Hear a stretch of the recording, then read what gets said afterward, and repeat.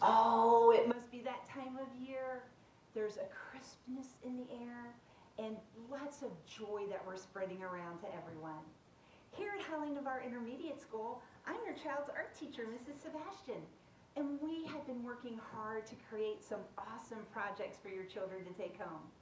One of the activities we would love for you to do is to listen and watch as I read the story in this video of the Tomten and fill out a very special paper. If you return that paper, you'll get a special treat. So let me tell you a little bit more about that paper. This Work at Gnome worksheet is a graphic organizer. We've even put the acronym GNOME to get you excited to do it. We want you to read through the organizer first, and then as you listen to the story, go ahead and pause the video when you get to a portion where you need to fill out the worksheet. The purpose of a graphic organizer is to help organize your thoughts while you're reading and to focus on certain key points. Anyway, when you're done with the worksheet, hey, bring it back. Don't forget for you to sign it and your parents, and we'll give you an extra sweet treat here at school. I hope you enjoy the Tomten. It's a pleasure reading this story to you about a fantastic gnome. The Tomten by Astrid Lindgren. Adapted from a poem by Victor Ribberg and illustrated by Harold Weberg. It is the dead of night. The old farm lies fast asleep, and everyone inside the house is sleeping too. The farm is deep in the middle of the forest. Once upon a time, someone came here, cut down the trees, built a homestead, and farmed the land. No one knows who. The stars are shining in the sky tonight. The snow lies white all around. The frost is cruel.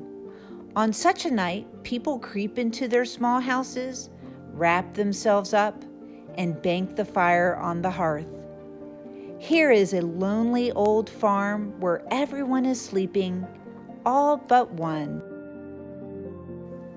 The Tomten is awake. He lives in a corner of the hayloft and comes out at night when human beings are asleep.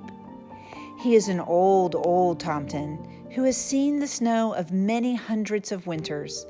No one knows when he came to the farm. No one has ever seen him, but they know he is there.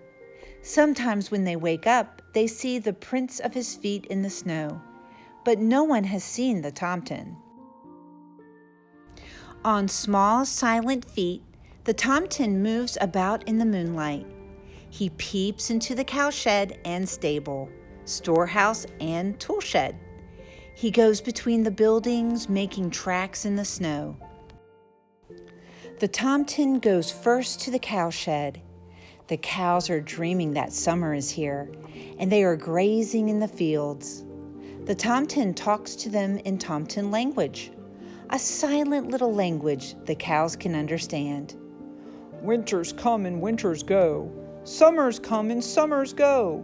Soon you can graze in the fields. The moon is shining into the stable. There stands Dobbin thinking. Perhaps he remembers a clover field where he trotted around last summer.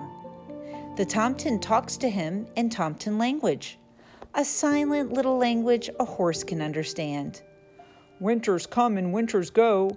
Summers come and summers go. Soon you will be in your clover field. Now all the sheep and lambs are sleeping soundly, but they bleat softly when the Tomten peeps in at the door. He talks to them in Tomten language, a silent little language the sheep can understand. All my sheep, all my lambs, the night is cold, but your wool is warm, and you have aspen leaves to eat. Then, on small silent feet, the Tomten goes to the chicken house, and the chickens cluck contentedly when he comes. He talks to them in Tomten language, a silent little language chickens can understand. Lay me an egg, my jolly chickens, and I will give you corn to eat. The dog kennel roof is white with snow, and inside is Caro. Every night he waits for the moment when the Tomten will come. The Tomten is his friend, and he talks to Caro in Tomten language, a silent little language a dog can understand. Caro, my friend, is it cold tonight? Are you cold in your kennel? I'll fetch more straw and then you can sleep. The house where the people live is silent. They are sleeping through the winter night without knowing that the Tomten is there. Winters come and winters go. I have seen people large and small, but they never have seen me, thinks the Tomten. He tiptoes across to the children's cot and stands looking for a long time. If they would only wake up, then I could talk to them in Tomten language, a silent little language children can understand, but children sleep at night. And away goes the Tomten on his little feet. In the morning, children see his tracks, a line of tiny footprints in the snow. Then the Tomten goes back to his cozy little corner in the hayloft. There in the hay, the cat is waiting for him, for she wants milk. The Tomten talks to the cat in Tomten language, a silent little language a cat can understand. Of course you may stay with me, and of course I will give you milk, says the Tomten. Winter is long and dark and cold, and sometimes the Tomten dreams of summer. Winters come and winters go, summers come and summers go. Soon the swallows will be here, thinks the Tomten. But the snow still lies in deep drifts around the old farm in the forest. The stars shine in the sky. It is biting cold. On such a night, people creep into their small houses and bank the fire on the hearth.